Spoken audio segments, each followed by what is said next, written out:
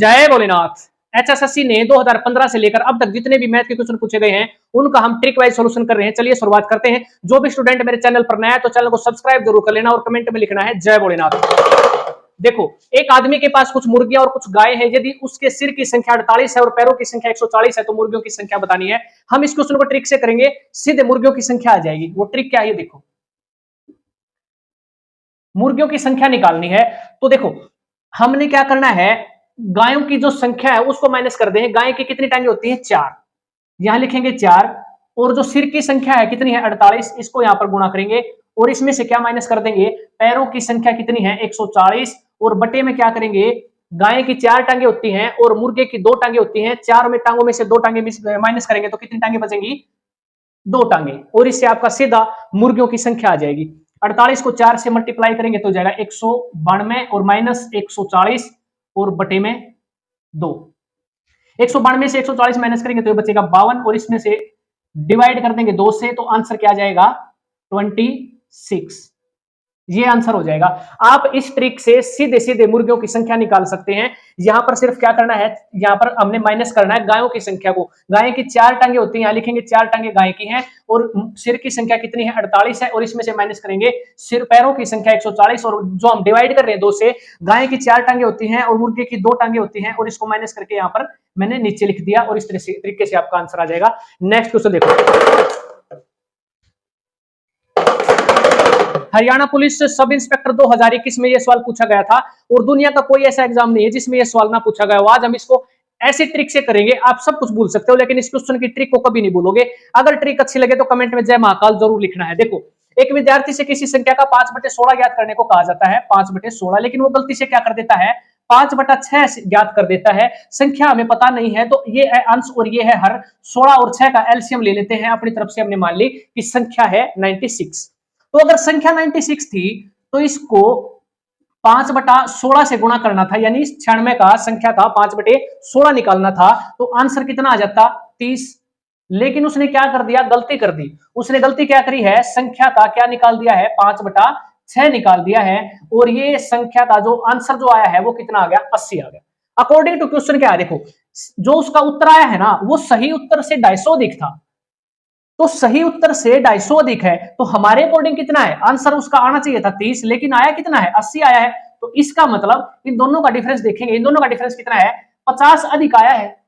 According to question 250 अधिक है तो इसके बराबर रख देंगे 250 के। तो यहां से 1 यूनिट की वैल्यू कितनी आ जाएगी? 5 आ जाएगी। और संख्या निकालना बिल्कुल इजी है। 96 हमने संख्या को माना था, इसको भी हम क्या करेंगे? 5 गुणा कर देंगे तो 5 6 का 30, 3 और 5 ने 45 और ये हो जाए 480। तो वह संख्या क्या थी? वह संख्या थी 480। इस क्वेश्चन में कभी भी आपने एक्स मान कर नहीं निकालना है। ये क्वेश्चन की ट्रिक है। जो हर होता है इसका एलसीएम ले लेना, उसको संख्या मान लेना और आपका हल हो जाएगा। नेक्स्ट क्वेश्चन देखो।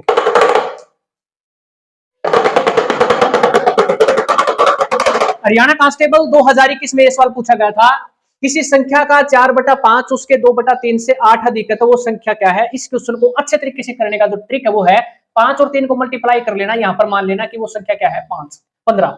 एक टाइम के लिए हमने मान लिया कि संख्या 15 है। तो अब करना क्या है, देखो, 3 और 4 को मल्टीप्लाई करेंगे। 3 और 4 कितना होता है? गुणा करेंगे तो ये हो जाएगा 12।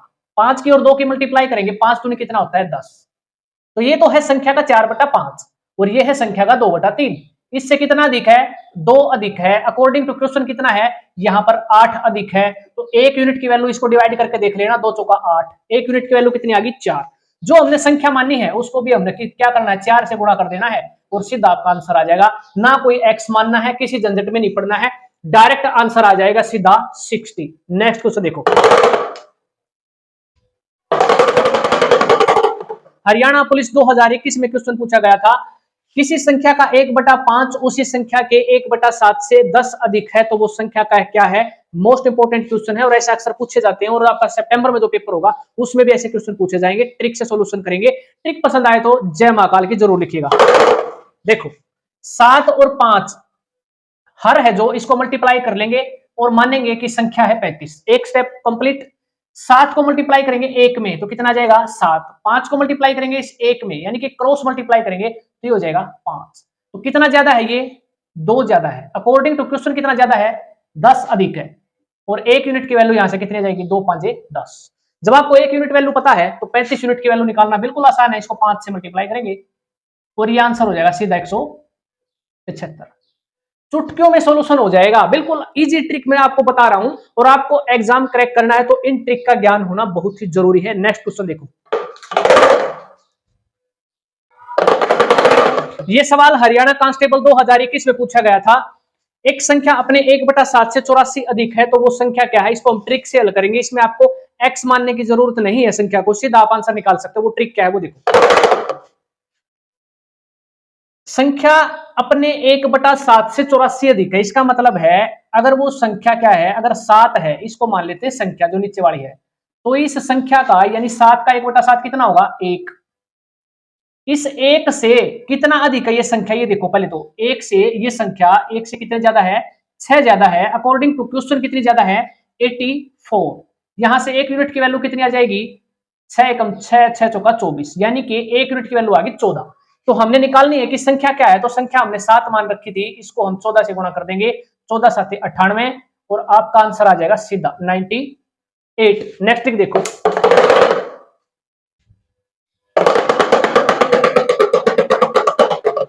हरियाणा पुलिस सब इंस्पेक्टर 2021 में पूछा गया क्वेश्चन है 100 तक सभी विषम संख्याओं का योगफल क्या होगा? आपको पता है 100 तक जितनी संख्याएं होती है उसमें 50 विषम होती हैं और 50 क्या होती हैं? सम संख्याएं होती है। सम संख्या वो होती है जो 2 से डिवाइड हो जाए, विषम संख्या वो होती है जो 2 से डिवाइड ना हो। ठीक है, तो 100 तक जो विषम संख्याएं होंगी इनका आधा, यानी कि 50 संख्याएं तो क्या होंगी? विषम, और 50 संख्याएं क्या होंगी?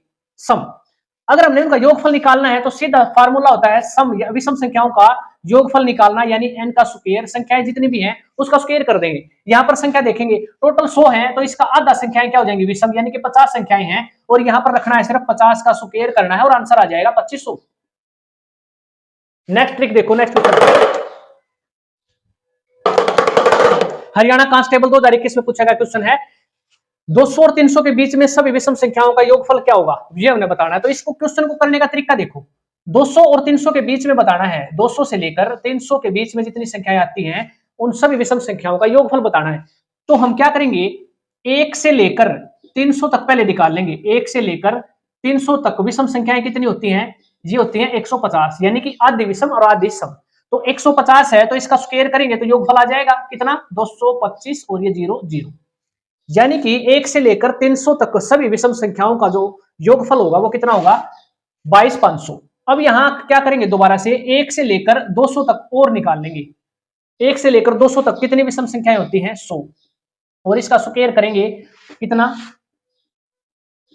ये लिख दिया 10,000। ठीक है, अब क्या करना है, ये जो 300 है ना, 300 में से ये कितना है? ये माइनस कर देंगे 100 वाला, यानी कि 1 से लेकर 200 वाला माइनस कर देंगे तो आपके पास क्या बच जाएगी संख्या? 200 से लेकर 300 तक के बीच की विषम संख्याओं का योगफल आपको बच जाएगा। इसमें से ये माइनस कर देना, सीधा आंसर आ जाएगा 12500।